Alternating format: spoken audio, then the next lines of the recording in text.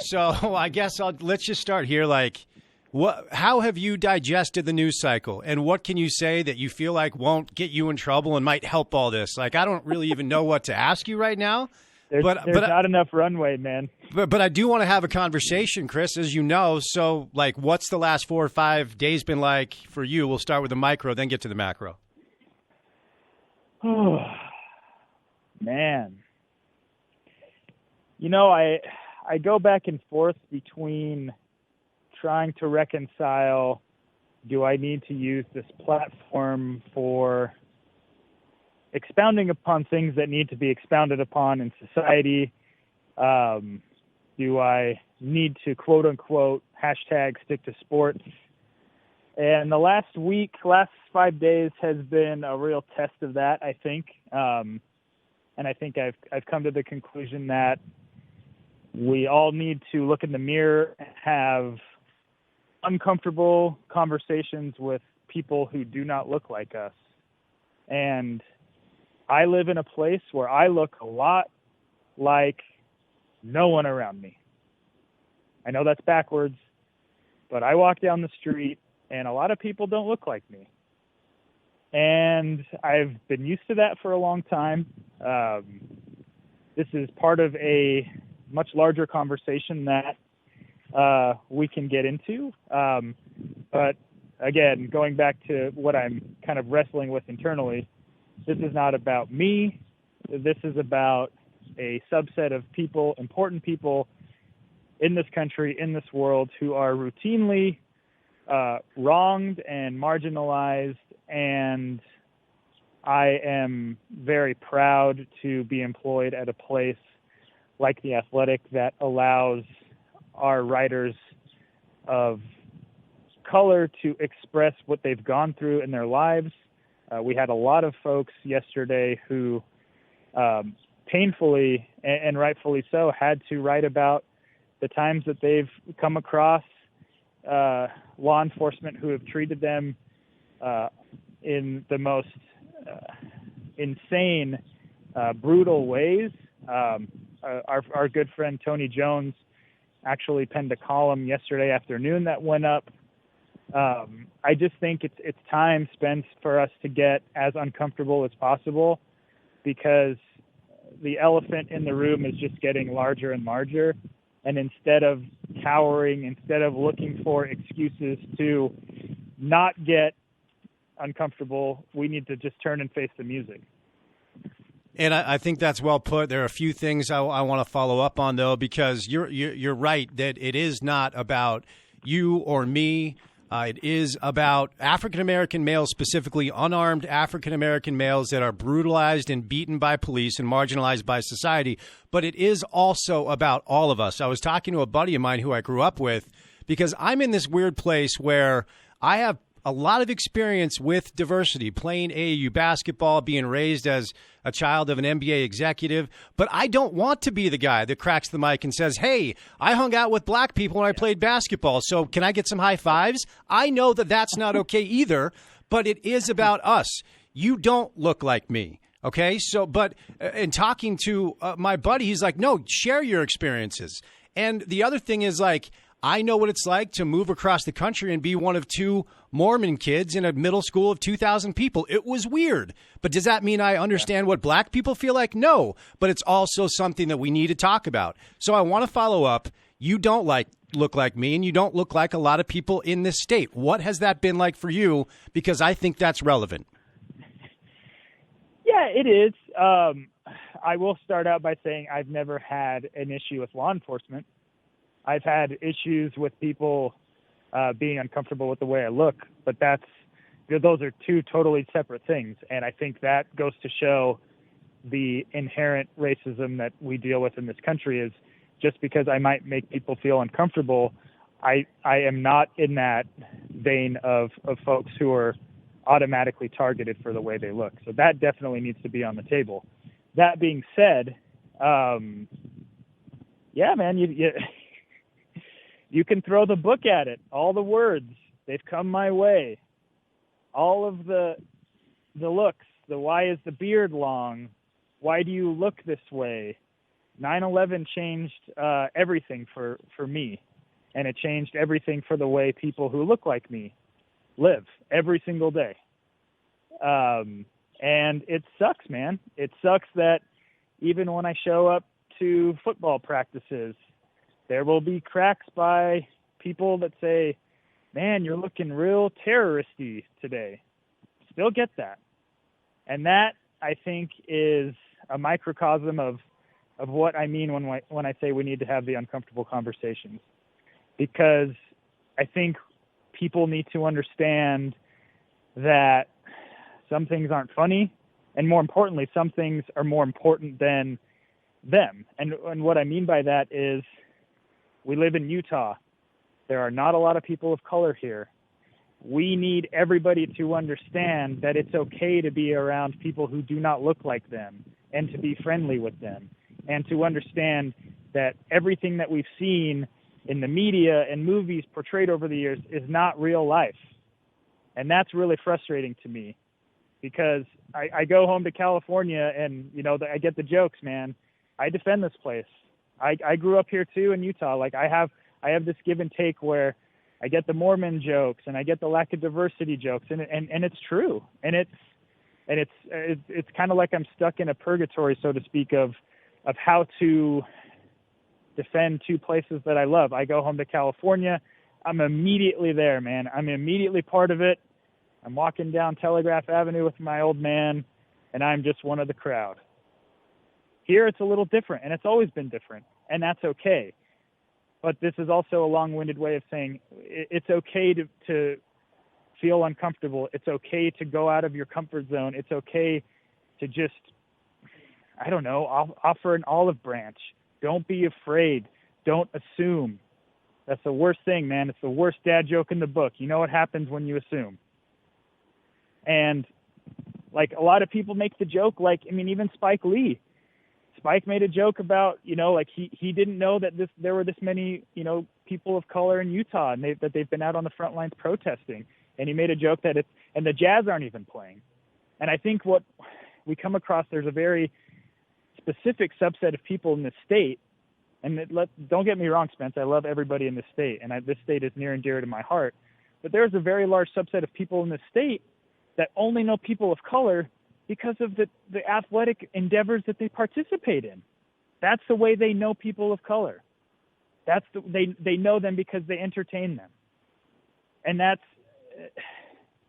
I know I'm rambling, but I got my gardening gloves on, and the damn green onions are getting too big. So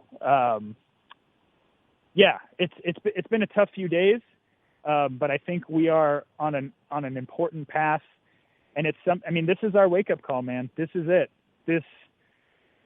You thought Ferguson was it, but I think this is it. And I think everybody needs to just turn and have an about face and just put your guards down. Like, it's okay. Don't take everything personally. Nobody is attacking you. We just want to have these conversations. People who look like me, people who look like you, people who look like Tony. It doesn't matter. We're all the same, man. And here I am. It's June 2nd. We've been without sports for, March 11th, I think. Rudy tested positive, and everything kind of went sideways after that. And we're here. And, you couldn't even have drawn it up, man. You couldn't even have drawn it up. We have a pandemic. We have an earthquake. And now we have this going on. And I will say that this is the most needed thing that I think, in my opinion, this country has needed in a very, very long time. Definitely in my lifetime. Chris Kamrani is with us, staff writer at The Athletic. You can get him on Twitter at Chris Kamrani. Makes it easy, just his name. And look, man, we have to talk like this. We have to have conversations like this. You're not rambling, and just, the free flow conversation with people who care is it's my new goal for this show until we get back to normal. I don't have a game to break down, and I'm happy to traverse into other places. And, one of the best definitions of entitlement that I ever heard is the very definition of entitlement is believing a system is perfect because it's worked perfectly for you. So the stick to sports crowd they're that crowd because they don't want to talk about a system that has worked really well for them.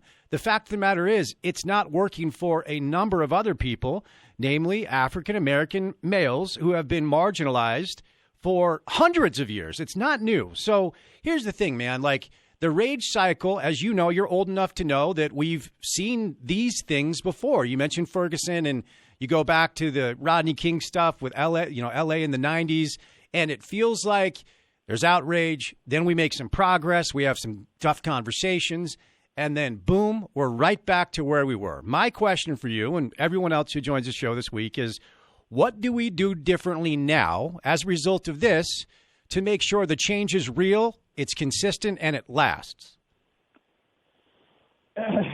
Yeah, I think this is not a token answer. For me, it starts at the granular level, man. It starts when we are raised as children. As you know, my wife is a first grade teacher. She preaches that to me every single day about all these topics in the world. And this is it, man. This is how you get the point across.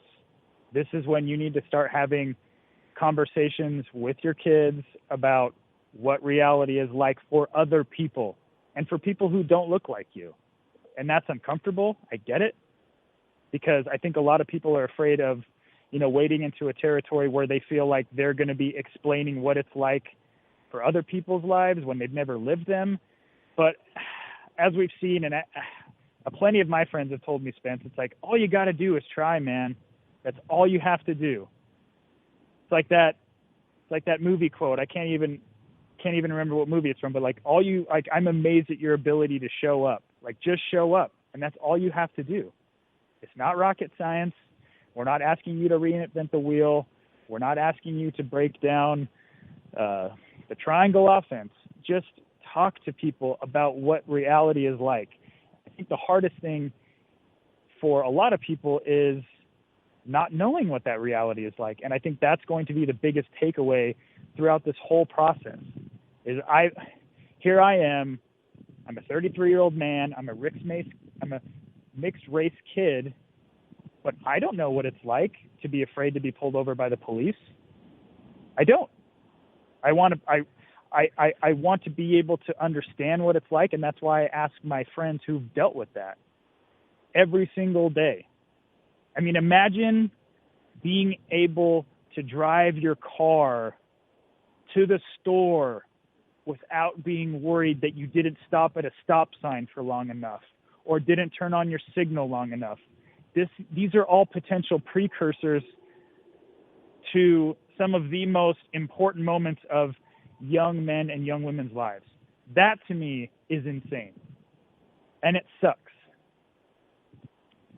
Yeah, I mean, we were talking about this yesterday. I think most white people, when they get pulled over, they get angry. They're mad. I don't have time for this. I'm going to get a ticket, And so it's just, look, again, regardless of whatever exposure I've had to certain corners of the world or life itself, I don't know what that feels like. And I don't know that there's any way to fully grasp what that feels like unless you're in their shoes.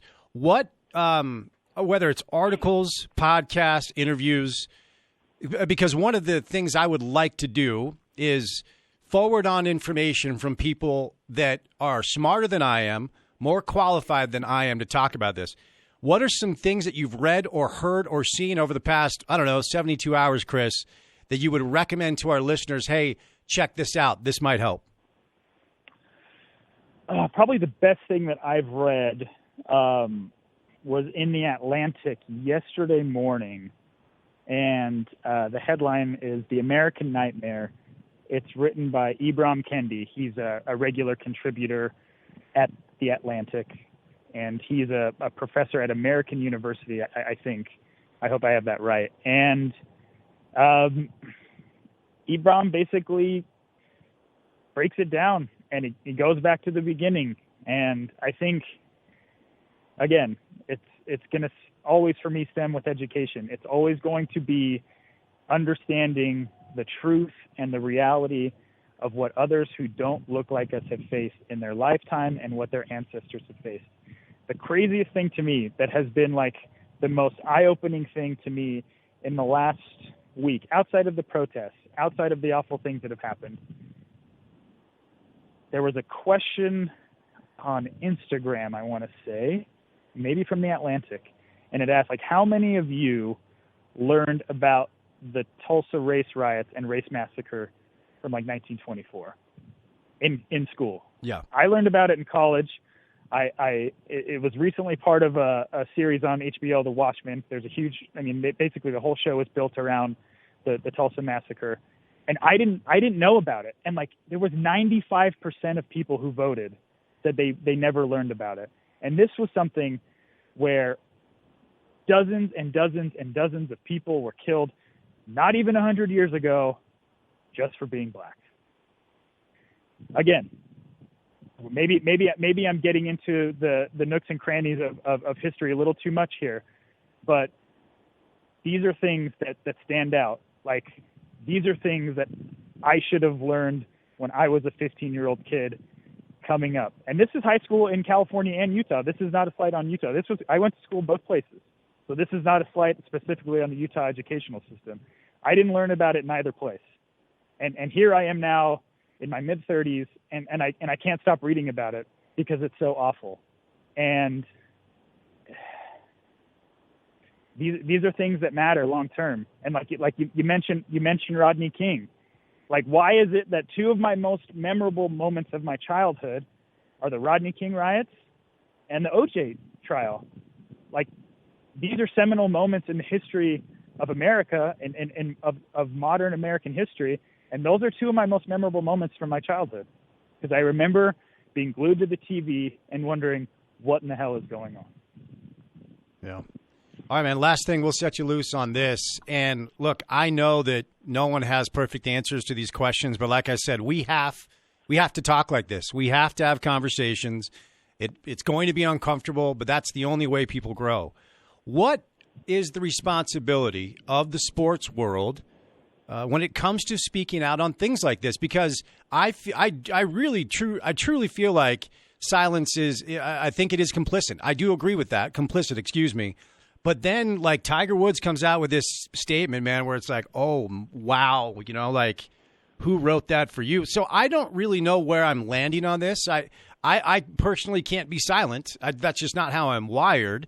But then I see some statements where I'm like, you might as well just not say anything if that's what you're going to say. What's the role of athletes, coaches, the sports world when something like this happens? Their role is whatever their role is, whatever they want their role to be. And I think what we're seeing with this specifically, I think this could be a landmark shift in the way sports like college football, college basketball, what the socioeconomic dynamics are like. You're seeing kids on the University of Utah football team tweet about what's going on. And I think maybe in the old days that might have been frowned upon, as awful as that sounds. I'm not saying specifically to Utah. I'm just saying specific to, college football in general. These kids are dealing with things that we will never deal with. And they're kids. These are 18-year-old kids. I mean, I follow Clark Phillips on Twitter. Clark Phillips is one of the best cornerbacks in the 2020 class, and he's coming to Utah, and he's seeing what's going on. And I'm never going to pretend to know what it's like to walk in that young man's footsteps for 1 second. But he knows what's going on because he's lived it for his entire life. And we're seeing a lot of coaches come out. Man, Tom Herman had some dynamite stuff today. I recommend that you go and read it, because there was a passage in one of his stories, or one of the stories written about him, about the kind of the double standard that we hold these young student athletes to in terms of how we view them in terms of potential heroes to the way some people view them away from the field. And this is what needs to happen. Like I said, we just need to keep talking about it. We need to embrace the uncomfortability and understand that the uncomfortability isn't necessarily an indictment on who you are. We get it. I get it. I'm uncomfortable all the time because I'm afraid that I'm going to hurt somebody's feelings or I'm going to offend them, and rightfully so. But that doesn't mean that I shouldn't be asking questions or trying to relate. This is just a basic human right, and it's feeling, man. Like, there's nothing like breaking through with somebody, no matter who they are, no matter where they come from, no matter what they look like. You can't tell me that breaking through in conversation isn't like the best feeling in the world. And I think that's one of my favorite parts of my job, is being able to just talk to people about who they are, what they do, where they came from, and what they're passionate about. So that would be my answer, is to just embrace it, lean into it. Love it, man. Hey, appreciate you. And to your point, like I'm coming into work today going, there's no winning at all. There's nothing I can say, So I would just add on, I think, a little bit of patience with everybody as we're all trying to do the best we can in this business to traverse this space correctly, appropriately, without offending, but at the same time trying to find the uncomfortable ways to speak so we do make progress. So, look, man, I don't know. We're just doing the best we can, and try to move in the right direction. But I appreciate your perspective. If you have a second before you run out of town, hit me up and we'll battle. Okay. Yes, sir. I'm off tomorrow evening to go find the answers to a lot of important questions, and I hope I come back enlightened next week. Okay, bro. Stay safe. Okay. Thank you, Spence.